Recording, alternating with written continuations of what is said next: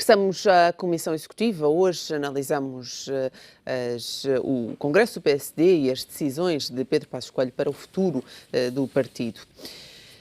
Manuel Alegria, gostava que falasse aqui, comentasse aqui um pouco esta escolha de Maria Luísa Albuquerque para a vice-presidência.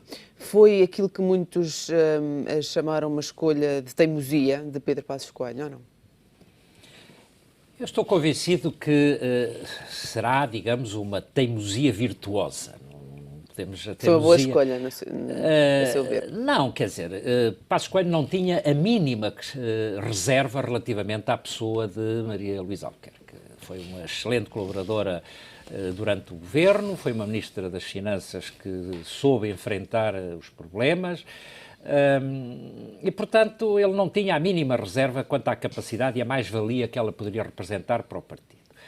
Se ele tivesse cedido a essas críticas que tinham sido formuladas na sequência do tal processo da Euro, estou convencido que isso para ele constituiria uma enorme dificuldade em termos pessoais. Portanto, eu estou absolutamente convicto que ele tomou esta decisão, consciente daquilo que ela poderia, enfim, provocar em termos de alguma crítica, que depois se vai diluir. Isto não dura muito tempo, não é? É claro que a questão que se coloca sempre é sempre aquela questão do período de nojo que deve, enfim, existir ou não, quando, enfim, algum governante depois toma a posição. Mas isso passa-se a todo a nível da Europa e, portanto, essas questões a mim não me preocupam particularmente. Portanto, eu acho que realmente ele tomou a decisão correta do ponto de vista quer pessoal, quer... Estou convencido que é uma mais-valia para o partido, não é? O facto de ela poder colaborar, enfim, e não sei até que ponto é que se pode começar a desenhar uma sucessão, enfim, qualquer coisa desse estilo, como já se falou, mas eu acho que ele aí esteve bem, não é? Eu não me admirou que ele tomasse essa posição. E sobre Maria Luísa Albuquerque é sem dúvida uma mais-valia para o PSD, foi Ministra das Finanças junto com o Dr. Gaspar, nas circunstâncias mais difíceis do pós-25 de Abril e conseguiu sair com uma aura de popularidade de um cargo dificílimo de exercer em circunstâncias muitíssimo difíceis.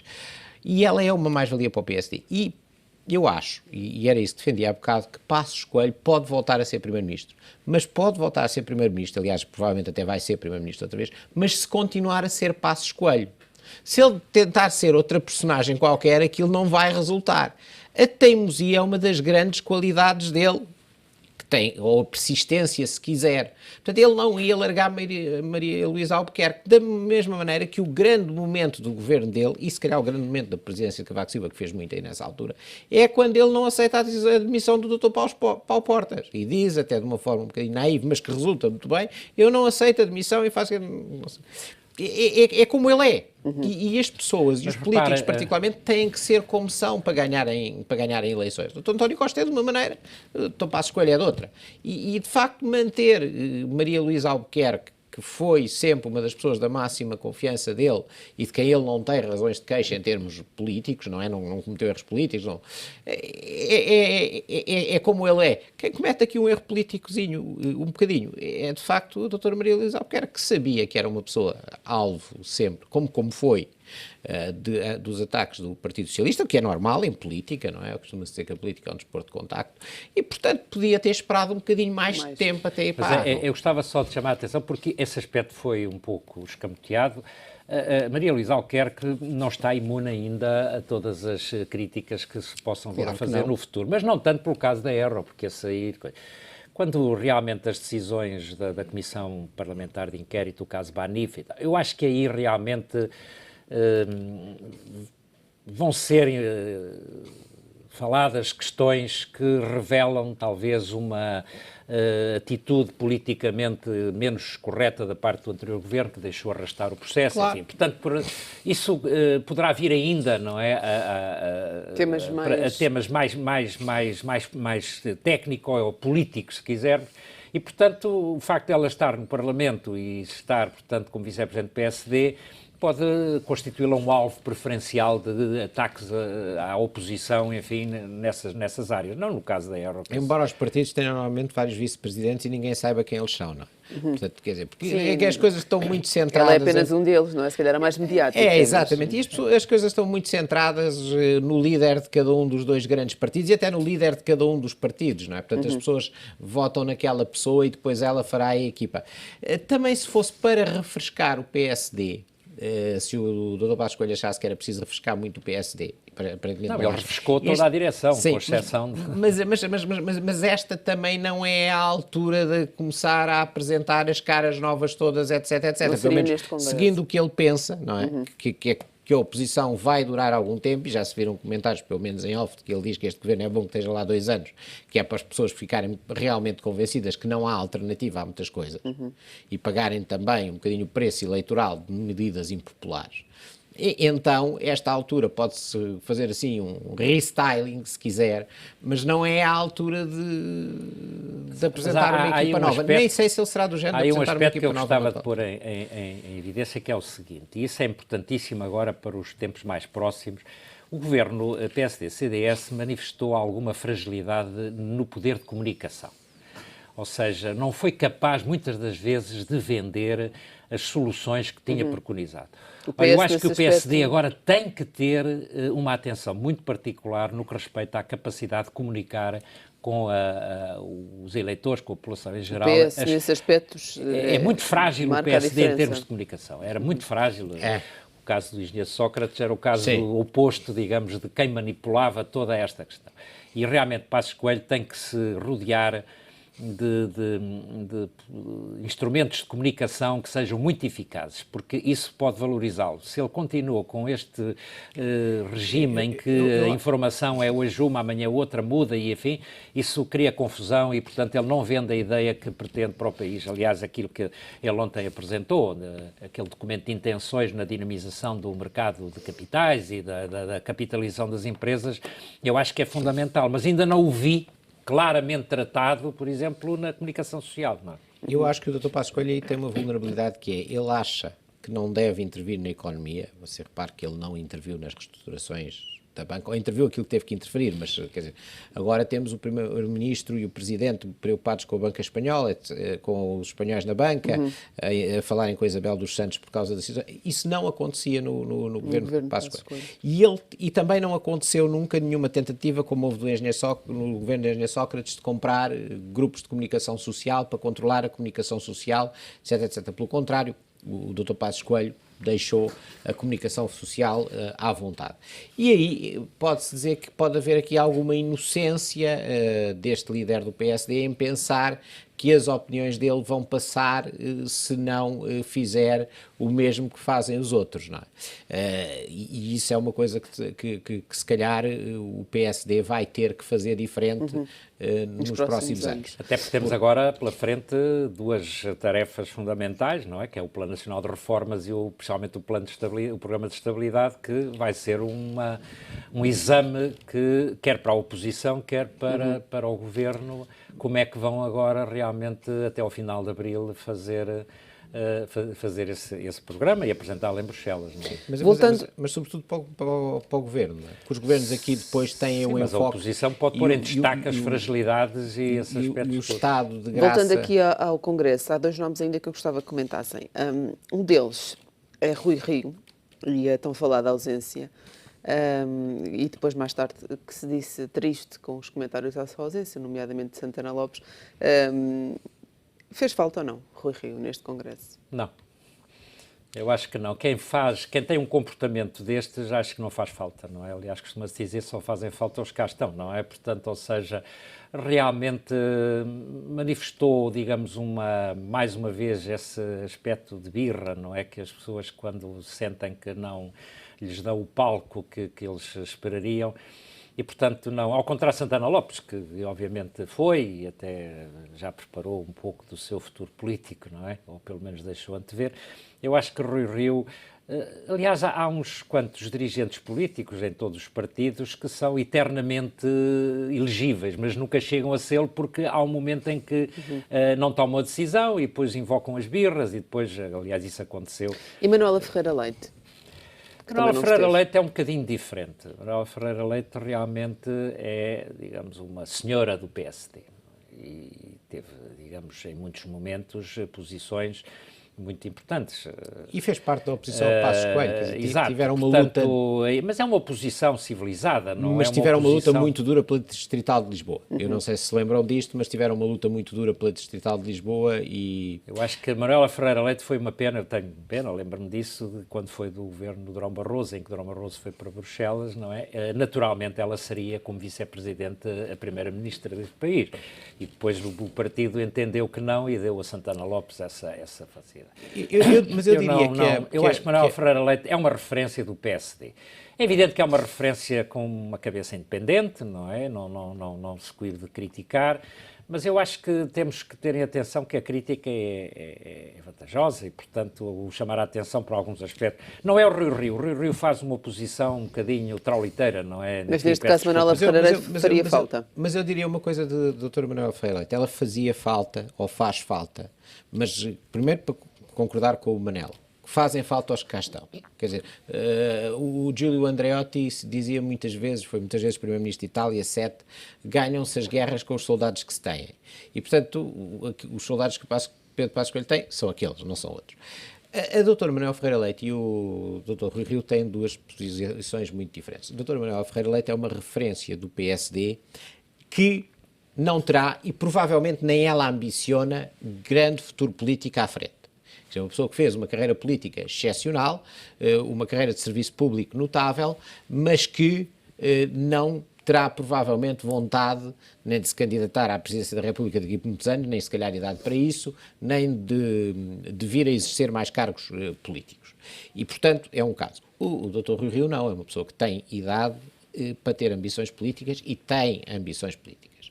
E, nesse sentido, a ausência de Rui Rio pode ser mais prejudicial para ele próprio, porque os partidos costumam se lembrar dessas coisas, mas também depende dos dias. Pode ser mais prejudicial para ele próprio, ele está magoado com o que se passou com os presidenciais, não é? Naturalmente, é que o PSD o deixou correr e depois, a certa altura, deixou-o a correr sozinho para apoiar Marcelo Rebelo de Sousa, mas corre aqui algum risco se ficar a fazer oposição muito de fora, não é? Porque para ser líder de um partido tem que se conseguir fazer a oposição lá dentro com algum cuidado, não é? Cavaco Silva fê-lo à liderança de Mota Pinto antes de chegar ao poder, António Costa fê-lo à liderança de António José Seguro, mas normalmente estavam dentro, embora pondo-se, de certa forma, fora. Para Rui Rio, isso é um risco que ele saberá gerir. Ele tem tido uma notável carreira política, de serviço público também. Agora vamos ver, não é? Aqui também depois há a questão dos timings, não é? A Presidência da República, em princípio, estará ocupada, mantendo-se a tradição, mas a tradição nem sempre é o que era, para os próximos 10 anos, não é?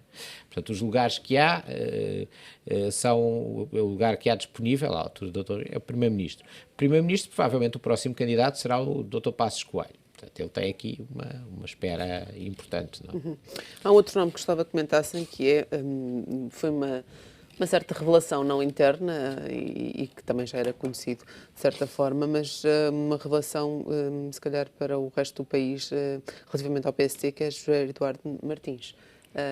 Foi uma relação... Eu ouvi a intervenção dele no Congresso, achei-a uma intervenção equilibrada, nada, digamos, assintosa no sentido de atacar o que for, e, no fundo, deu voz àquilo que era talvez a preocupação quer dos militantes, quer do país em geral. Acabou o período de luto, quer dizer, perderam as eleições, não podemos ficar a carpir estas mágoas eternamente e, portanto, eu acho que ele chamou a atenção que é necessário começar a fazer oposição. E a oposição constrói-se dia a dia e no Parlamento e nos seus lugares próprios e principalmente com aquilo que eu dizia há bocado, com uma capacidade de comunicação com a população, a explicar as questões que vão sendo apresentadas e mostrando, acima de tudo, as diferenças que existem, porque é tal questão que o João falava há bocado, quer dizer, provavelmente entre o projeto do PSD e o projeto do PS, em muitos aspectos, há muitos pontos de contacto, não vale a pena.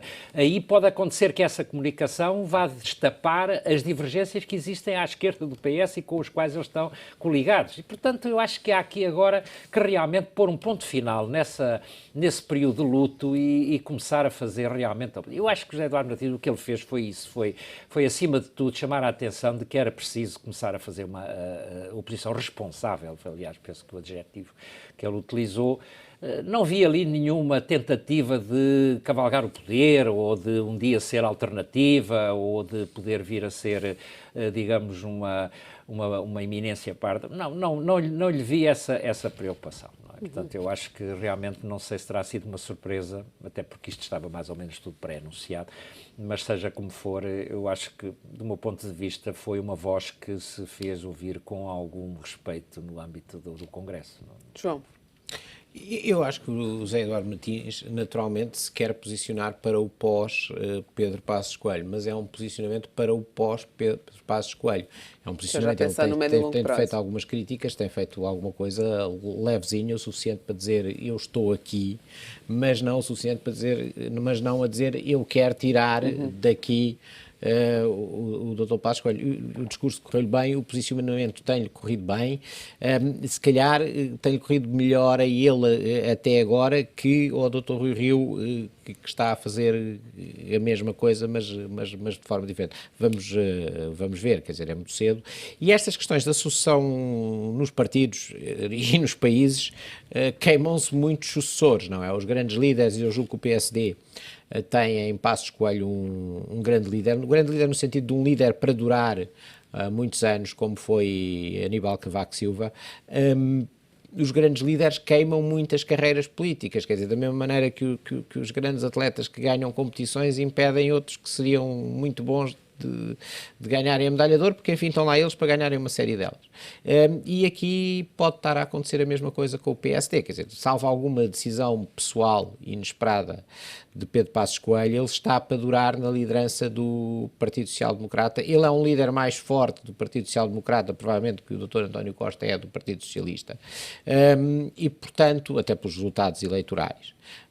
E, portanto, vai ser difícil tirá-lo de lá. Isso vai, naturalmente, tapar várias carreiras políticas que dependerão muito do que decida o Dr. Passos Coelho. Já falámos um pouco aqui disto, mas só para terminar, uma última pergunta. De que forma é que o PS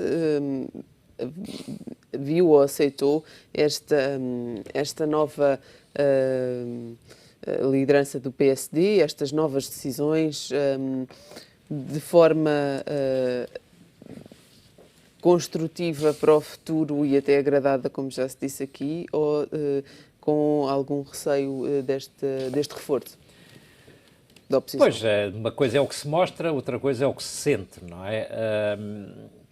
Eu acho que o Partido Socialista, passada esta fase de euforia pelo sucesso desta geringonça, destas questões, há de querer criar também um certo equilíbrio em termos do espectro político. A possibilidade de fazer alianças à esquerda e à direita. Exato, ou seja, ele próprio não está interessado em radicalizar-se à esquerda porque sabe que hoje em dia, no novo quadro que temos, o centro está por preencher, não é? E numas futuras eleições é evidente que isso pode ser o nó górdio dos resultados. E, portanto, o Partido Socialista, por um lado, vai querer encontrar formas de mostrar isso. E nada melhor do que ter com o PSD pontes que estabelecem, enfim, e acordos em determinadas matérias. Por muito que custe, digamos, ao Bloco de Esquerda e ao PC, que provavelmente vai espernear em muitas situações, não sei se vai pôr em causa mesmo a estabilidade política, talvez não, mas seja como for, eu acho que o Partido Socialista lhe interessará, digamos, compor um bocadinho este ramalhete. Internamente, se António Costa está ou não preocupado, eu não estou tão certo que daqui tenha deste Congresso emergido uma liderança que se vá afirmar de uma forma tão pujante, que ponha em causa... Não. Como diz Passos Coelho, não temos pressa, não é? E, portanto, como não temos pressa, também António Costa estará um pouco mais tranquilo nesta matéria. Esperar para ver. João. Eu creio que o Partido Socialista vê estas coisas com ambivalência, como é normal. Por um lado, precisa de um PSD com quem possa fazer alguns acordos, particularmente aqueles que têm a ver com a nossa permanência na NATO, com os nossos compromissos na União Europeia, com a luta contra o terrorismo e uma série de coisas em que o PS precisa do PSD. Portanto, isso é o lado bom. O lado mau é que, de facto, o PSD está a ocupar, ou pelo menos a tentar ocupar o centro, e o PS sabe que se o PSD ocupar o centro, vai ter problemas. E aqui é que as coisas, do ponto de vista político, são difíceis para o Dr. António Costa, porque o Dr. António Costa é um político notável, é um negociador hábil dentro da coligação, fora, ainda não teve que fazer assim nada de especial para se perceber, mas não tem grande apelo eleitoral. Quer dizer, vamos lá ver, o engenheiro José Sócrates, o Dr. Mário Soares ou o engenheiro António Guterres, todos tinham tido maioria absoluta com as condições que o Dr. António Costa teve. Isto é um comentário assim um bocadinho bombástico, mas provavelmente teriam, não é? Foram as melhores condições para ganhar eleições e depois o António Guterres ficou a uma pessoa, a um deputado da maioria absoluta e contra Cavaco Silva. Não, contra o Fernando Nogueira, mas logo a seguir à saída de Cavaco Silva. José Sócrates conseguiu mesmo uma maioria absoluta. E aqui António Costa não conseguiu nenhum resultado eleitoral espetacular. E, portanto, essa questão põe-se, não é? O apelo eleitoral do Dr. Passos Coelho pode depois aqui permitir-lhe, e é por isso que ele fala tanto na social-democracia, não é? Que isto depois pode permitir o crescimento à direita do CDS, não é? Senhores, e obrigar a outras vamos contas. esperar para ver. Muito obrigada pela vossa presença nesta Comissão Executiva. Volto a contar convosco na próxima semana. Eu regresso amanhã, à mesma hora. Até lá.